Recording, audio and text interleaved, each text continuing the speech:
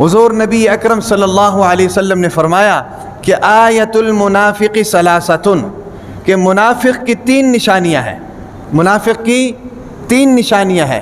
وہ کون سی؟ فرمائے کہ اذا حدث کذب، جب وہ کوئی بات کرے تو جھوٹ بولے، واذا وعد اخلف، جب وہ کسی کے ساتھ وعدہ کرے تو اس وعدے کی خلاف ورزی کرے، وعدہ خلافی کرے۔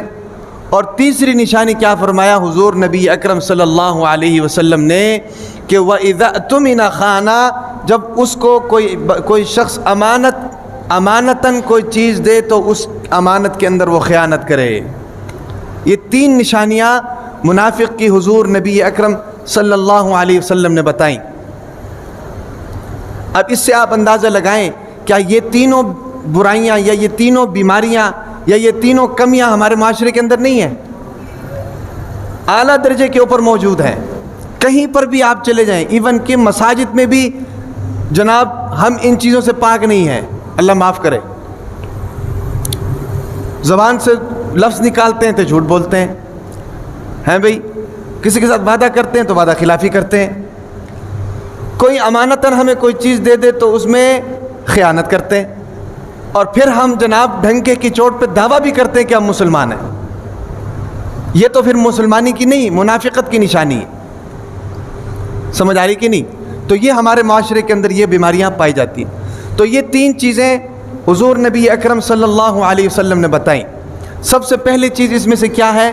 فرمایا کہ اذا حدث کذب، منافق کی 3 نشانیاں ہیں، ان میں سے پہلی یہ ہے کہ جب منافق آدمی زبان کھولتا ہے تو جھوٹ بولتا ہے، جھوٹ بولتا ہے۔ اب مسئلہ یہ ہے کہ ہمارے معاشرے کے اندر جو ہے بہت سی ایسی جگہیں ہیں جہاں پر ہم لوگ جھوٹ بولتے ہیں، یا بہت سے ایسے مواقع ہیں جہاں پر ہم جھوٹ بولتے ہیں لیکن اس جھوٹ کو ہم جھوٹ نہیں سمجھتے ہیں۔ دیکھیں، جھوٹ کو گناہ سمجھنا، کسی گناہ کے کام کو گناہ سمجھ کر کرنا، اس میں تو چلو بچت ہو سکتی ہے اگر ہم معافی مانگ لیں کیونکہ ہم نے گناہ سمجھا ہے، لیکن مصیبت یہ ہے کہ ایک گناہ کو ہم لوگ کریں اور کرنے کے بعد اس کو گناہ بھی نہ سمجھیں، تو بتائیں معافی کیسے ہوگی؟ معافی مانگیں گے کیسے جب کہ ہم نے اس کو گناہ سمجھا ہی نہیں ہے؟ تو وہ گناہ ہمارے اعمال نامے کے اندر پڑا رہتا ہے۔ گناہوں میں سب سے خطرناک قسم کا گناہ یہ ہے کہ جس کو ہم گناہ نہ سمجھیں۔ دیکھیں، شراب پینے کو گناہ سمجھتے ہیں بھئی، اسی طریقے سے جناب جوا کھیلنے کو گناہ سمجھتے ہیں، چوری کرنے کو گناہ سمجھتے ہیں، زنا کو گناہ سمجھتے ہیں، جھوٹ بولنے کو بھی گناہ سمجھتے ہیں، لیکن جھوٹ بعض موقعوں پر گناہ سمجھتے ہیں، ٹھیک ہے کہ نہیں؟ تو یہ سارے کام ہم لوگ ان کو گناہ سمجھتے ہیں، تو پھر اس کے لیے معافی بھی مانگتے ہیں بھئی۔ ہر انسان کو تو اپنا پتہ ہے کہ میں کتنا گناہ گار ہوں، تو گناہ سمجھنے کا، گناہ کو کرنے کے بعد اس کو گناہ سمجھنے کا فائدہ یہ ہوتا ہے کہ اس سے معافی مانگی جا سکتی، لیکن جس کام کو آپ گناہ نہ سمجھیں تو پھر اس سے معافی بھی نہیں مانگی جا سکتی۔ اس لیے گناہوں میں سب سے خطرناک قسم کا گناہ یہ ہے۔ تو اس میں سے ایک جھوٹ ہے۔ تو میں بتا رہا تھا بعض مواقع میں ہم لوگ ڈنکے کی چوٹ پر جھوٹ بولتے ہیں اور جھوٹ بولنے کے بعد اس کو گناہ بھی نہیں سمجھتے۔ یاد رکھیں کہ اسلام جو ہے نا جی، اسلام شریعت، اس کا دائرہ بہت وسیع ہے۔ ہم لوگوں کی سب سے پہلے تو غلط فہمی یہ ہے کہ ہم لوگوں نے اسلام چند عبادات کا نام سمجھا ہوا ہے، روزہ رکھ لیا، نماز پڑھ لی، حج ادا کر لیا، یہی اسلام ہے۔ اسلام 5 چیزوں کا مجموعہ ہے، یاد رکھیں۔ یہ بات میں نے کئی مرتبہ بتائی ہوئی ہے۔ اسلام شریعت جو ہے یہ 5 چیزوں کا مجموعہ ہے۔ سب سے پہلے عقائد آتے ہیں، عقیدہ درست ہو، اس کے بعد عبادات آتی ہیں، اس کے بعد جناب معاشرت ہے، اس کے بعد جناب معاملات ہیں، اس کے بعد آخری نمبر 5واں نمبر اخلاقیات ہیں۔ یہ 5 چیزوں کا مجموعہ ہے اسلام۔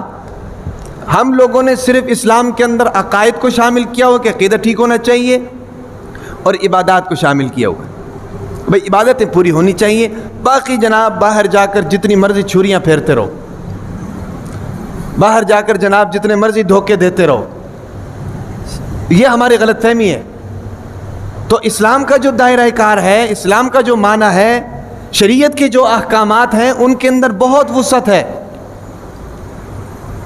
بہت سی چیزیں ان کے اندر داخل ہیں. اپنے ماننے والے کو اس کی زندگی کے ہر موڑ پر شریعت رہنمائی کرتی ہے. ہم یہ نہ سمجھیں کہ صرف عبادات پر عمل کر کے جناب 100% مسلمان ہو جائیں گے. نہیں، انسان اپنی زندگی میں کیا کچھ نہیں کرتا ہے. اس نے شادی بھی کرنی ہے، اس کی فوتگیاں بھی ہونی ہے، اس کی اولاد بھی آنی ہے، اس نے جناب معاملات بھی کرنے ہیں، معاشرے کے اندر اس نے رہنا ہے، سروائیو کرنا ہے. ٹھیک ہے کہ نہیں؟ اس کی طبیعت کس طرح کی ہونی چاہیے، اس کے اخلاقیات کس طرح کی ہونی چاہیے. یہ تمام چیزیں انسان اپنی زندگی میں کرتا ہے. تو شریعت انسان کی ان تمام چیزوں میں رہنمائی کرتا ہے کہ کاروبار کس طرح کرنا ہے، لین دین کس طرح کرنا ہے، معاملات کس طرح کرنے ہیں، عبادات کس طرح کرنے ہیں، عقائد کس طرح ہونے چاہیے، جہاد کس طرح کرنا ہے، ہمیں غم خوشی کس طرح کرنی ہے. ہم لوگ یہ نہ سمجھے کہ بھئی اسلام میں صرف عبادات ہی ہیں. یاد رکھیں پھر ہم ناشکری کریں گے. آج جا کر آپ عیسائیوں سے پوچھ لیں، یہودیوں سے پوچھ لیں، ہندوؤں سے پوچھ لیں، ان کا مذہب ان کی اتنی رہنمائی نہیں کر سکتا. شریعت نے ایون کہ یہاں تک بھی آپ کو بتایا ہے کہ بھئی آپ نے استنجا کس طرح کرنا ہے، اور استنجا میں بھی آپ کو بتایا ہے کہ گرمیوں میں استنجا کس طرح کرنا ہے، سردیوں میں کس طرح کرنا ہے. اتنی رہنمائی شریعت نے کی ہے، کسی اور مذہب نے نہیں کی ہے. سمجھ آ رہی کہ نہیں؟ یہ تو ہماری کمزوری ہے نا، ہم نے نہیں سمجھا. تو میں یہ بتا رہا تھا کہ بہت سے مواقع ایسے آتے ہیں جہاں پر ہم جھوٹ بولتے ہیں لیکن اس جھوٹ کو جھوٹ نہیں سمجھتے ہیں. یاد رکھیں یہ جھوٹ ایک ایسا عمل ہے کہ جس کو مسلمان تو گناہ سمجھتا ہی ہے اور غیر مسلم بھی اس کو گناہ سمجھتا ہے. یاد رکھیں. اور پھر میں آپ کو بتاؤں، یہ جھوٹ ایک ایسا گناہ ہے کہ لوگ زمانہ جاہلیت میں بھی جھوٹ بولنا تصور نہیں کرتے تھے. حضور نبی اکرم صلی اللہ علیہ وسلم کے زمانے سے پہلے یا ان کے زمانے میں جو مسلمان نہیں ہوئے تھے وہ بھی جھوٹ بولنے کا تصور نہیں کیا کرتے تھے. غیر مسلموں کے پاس کوئی تعلیمات نہیں ہے لیکن وہ بھی جھوٹ کو گناہ تصور کرتے ہیں. ہم مسلمانی کا دعویٰ کرتے ہیں اور بعض مرتبہ جھوٹ بولتے ہیں، اس کو گناہ ہی نہیں سمجھتے. زمانہ جاہلیت کا ایک واقعہ، حضور نبی اکرم صلی اللہ علیہ وسلم نے روم کے بادشاہ کو خط لکھا، روم کے بادشاہ کو، کہ آپ اسلام لے کر آؤ. تو روم کا جو بادشاہ تھا وہ عیسائی مذہب پر چلنے والا تھا، اس کو پیغمبروں کی صفات کا پتہ تھا. اس نے جناب اپنے ملازموں سے کہا کہ بھئی عرب کا کوئی باشندہ اگر ادھر کہیں پھر رہا ہے تو اس کو لے کر آؤ تاکہ میں اس خط کے بارے میں اس سے تحقیق کروں. تو اس وقت حضرت ابو سفیان رضی اللہ تعالیٰ عنہ مسلمان نہیں ہوئے تھے، وہ کاروبار کے غرض سے روم میں تھے. تو ان کو بلا کر لے کر آئے اور ان سے پھر سوال جواب ہوئے. سوال جواب یہ ہوئے. پہلا سوال یہ ہوا، روم کے اس بادشاہ نے پوچھا کہ بھئی یہ بتاؤ کہ تمہارے علاقے میں ایک شخص نے نبوت کا اعلان کیا ہے، خاندانی اعتبار سے وہ شخص کیسا ہے؟ کیونکہ نبیوں کا خاندان عام خاندان نہیں ہوتا. سمجھ آ رہی کہ نہیں؟ پاک اور صاف خاندان ہوتا ہے.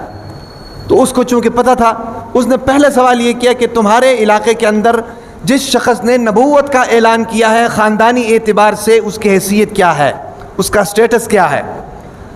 حضرت ابو سفیان رضی اللہ تعالیٰ نے جواب دیا کہ خاندانی اعتبار سے سب سے اوپر ہے. وہ خاندانی اعتبار سے، حسب نسب کے اعتبار سے عرب کے اندر سب سے اوپر ہے، شرافت کے اندر سب سے اوپر ہے.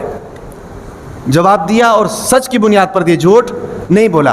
حالانکہ اس وقت عرب کے اندر مسلمان اور کافر ایک دوسرے کے ساتھ مشت و گریبان تھے. سمجھ آ رہی کہ نہیں؟ ایسی سچویشن میں دوسرا سوال کیا، یہ بتاؤ کہ اس کے ماننے والے امیر لوگ ہیں یا غریب لوگ ہیں؟ تو حضرت ابو سفیان رضی اللہ عنہ نے فرمایا کہ اس کے ماننے والے اکثریت جو ہیں وہ غریب لوگ ہیں. اس جواب پر بھی روم کے بادشاہ نے کہا کہ آپ نے سچ بات کہی، کیونکہ نبی کے سب سے پہلے ماننے والے ہمیشہ غریب ہوتے ہیں. تیسرا سوال اس نے کیا کہ جب اس کے اور کافروں کے درمیان لڑائی ہوتی ہے تو فتح کس کو ملتی ہے؟ تو اس وقت دو غزوات ہوئے تھے، غزوہ بدر اور غزوہ احد. ایک میں مسلمانوں کو فتح ملی تھی، ایک میں جزوی طور پر شکست بھی ہوئی تھی. تو اس پر کہا کہ کبھی ان کو فتح ہوتی ہے، کبھی ہم کو فتح ہوتی ہے. انہوں نے کہا کہ یہ جواب بھی آپ کا درست ہے. بعد میں حضرت ابو سفیان رضی اللہ تعالیٰ نے ساری باتیں کھولی اور فرمایا کہ اس وقت اس نے مجھ سے جو سوال کیے اور ان کا جواب میں نے سچ کی بنیاد پر اس لیے دیا کہ مجھ سے جھوٹ نہیں بولا گیا. تو اس سے یہ چیز ہمیں سمجھ میں آتی ہے کہ زمانہ جاہلیت میں بھی جھوٹ بولنے کا تصور نہیں تھا.